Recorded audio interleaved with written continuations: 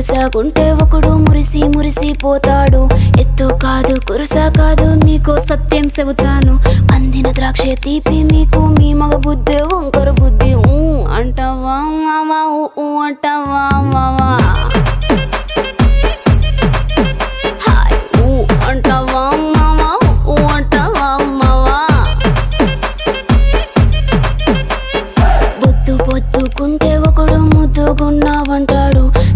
సన్నం గుంటే ఒకడు సరదా పడిపోతుంటాడు. బొద్దు కాదు సన్నం కాదు వంపు సంపు కాదండి. ఒంటిగా సిక్కామంటే చాలు మీ మగ బుద్ధి వంకర బుద్ధి. అంటావా మావా అంటావా మావా.